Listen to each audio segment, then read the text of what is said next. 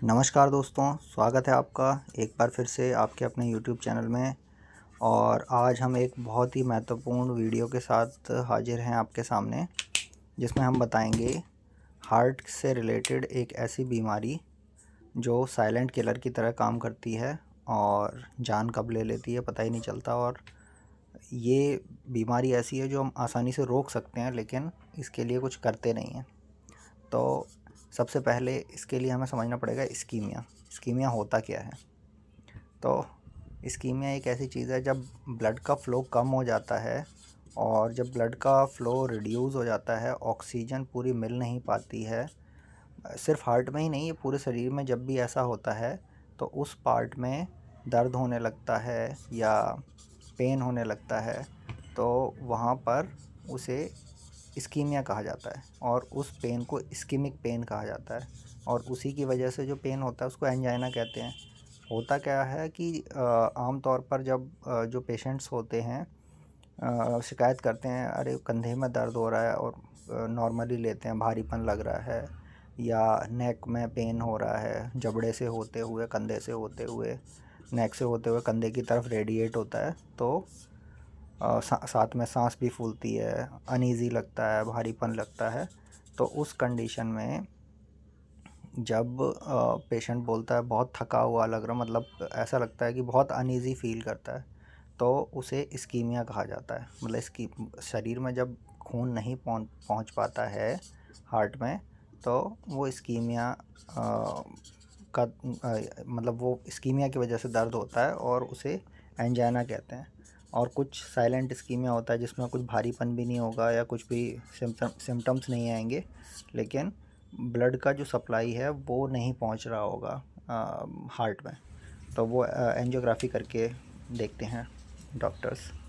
और इसके सबसे इम्पोर्टेंट जो कॉमन कारण हैं वो क्या होते हैं? सबसे बड़ा जो इसका कल्प्रिट है वो कोलेस्ट्रॉल। कोलेस्ट्रॉल क्या है? प्लाक का डिपॉजिट है वहाँ पर हार्ट में, और ये हार्ट में नहीं पूरे शरीर में जमा होता है। और ब्लड की डिमांड ज़्यादा होती है और सप्लाई कम होती है, और जब ऐसा होता है तो समझ लीजिए कि हार्ट को प्रॉपर ब्लड की सप्लाई नहीं हो पा रही, ऑक्सीजन वहाँ पर नहीं है और दबाव में काम कर रहा है हार्ट। तो उस केस में ये इस्कीमिया हो जाता है और एंजाइना का पेन होता है उस टाइम पे। और प्रमुख इसके कुछ कारण, ब्लड की सप्लाई, जब हम गुस्सा ज़्यादा करते हैं, एक्सरसाइज या फिर बहुत एग्रेसिव एक्सरसाइज करते हैं, गुस्सा करते हैं, अचानक से बहुत ठंड लग जाती है, उस कंडीशन में भी इस्कीमिया हो सकता है। मतलब अचानक से हार्ट में सप्लाई ब्लड का इम्प्रॉपर हो जाएगा उस टाइम पर। कभी कभी आर्टरी में अचानक से कुछ सिकुड़न आ जाती है आर्टरीज में, उसका एंजियोग्राफी करके देखते हैं कई बार तो नॉर्मल निकलता है, लेकिन उसको एंजाइना का पेन हो चुका होता है। तो ये भी एक कारण होता है। कोई अचानक से कोई क्लॉट आ गया हो वहाँ पे आर्टरीज के बीच में, तो उसकी वजह से भी सप्लाई में कमी हो जाती है। कभी कभी वो क्लॉट की वजह से हार्ट अटैक भी हो जाता है। तो ये एक कारण है। कभी कभी लो बीपी की वजह से हो जाता है। कभी कभी खून की अगर कमी है तो उस केस में भी इस्कीमिया हो सकता है, क्योंकि जब खून कम ही है तो पहुंचेगा कैसे पूरा।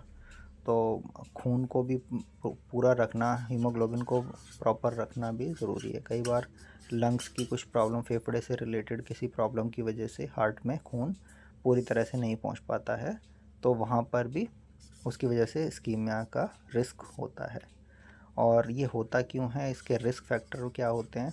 तो सबसे पहले जो लोग स्मोकिंग करते हैं, स्मोकिंग बिल्कुल छोड़ दीजिए। जो इसका प्राइमरी रीज़न, जो बहुत सारे रैंडमाइज कंट्रोल ट्रायल में देखा गया है, ये इसका नोन फैक्ट है। तो स्मोकिंग जो कर रहे हैं वो गांठ बांध लीजिए कि हार्ट डिज़ीज़ हो सकती है और बहुत ज़्यादा चांस है। और साथ में डायबिटीज़, और डायबिटीज़ के साथ आजकल बीपी फ्री चल रहा है, तो वो भी एक इम्पॉर्टेंट रिस्क फैक्टर है इस्कीमिया के लिए। ओबेसिटी आज की डेट में मुझे नहीं लगता ऐसा कोई घर होगा जहाँ पर ओबेसिटी नहीं होगी। तो ओबेसिटी, लिवर डिजीज़ और बीपी और हार्ट डिजीज़ और डायबिटीज़, ये सब इंटरकनेक्टेड हैं। और ये सब इंटरकनेक्टेड होने के कारण हमें इन पे एक ही जैसा इलाज करना पड़ेगा। मतलब हमें लाइफस्टाइल इंटरवेंशन करना पड़ेगा, लाइफस्टाइल चेंज करना ही पड़ेगा।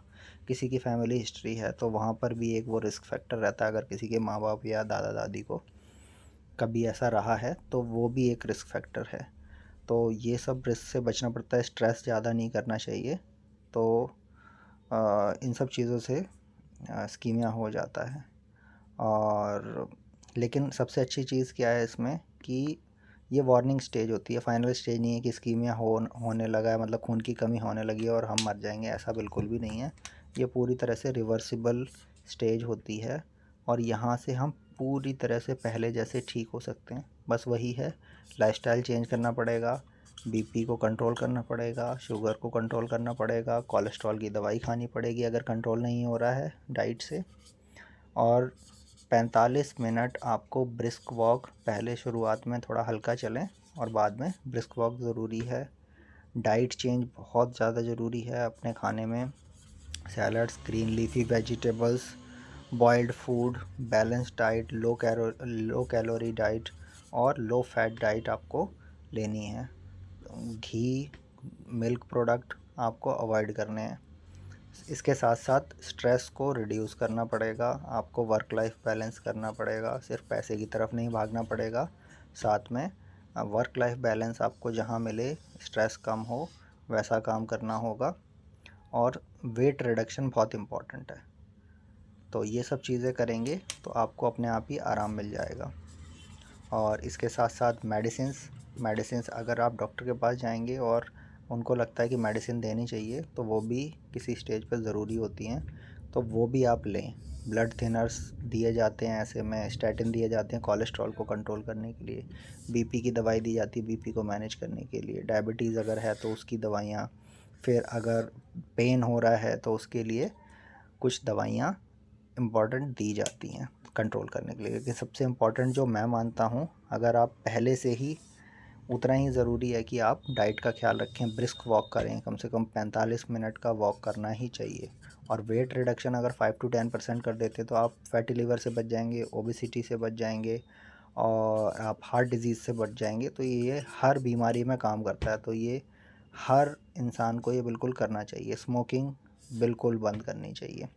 हेल्दी डाइट, रिड्यूस ऑयल को रिड्यूस नहीं करना है, हमें ऑयल को बंद कर देना है। अगर हो सके तो शुगर को भी नहीं लेना है, प्रोसेस्ड फूड को पैकेट में ही रहने देना है, स्ट्रेस कंट्रोल करना है, 8 घंटे की नींद लेनी है।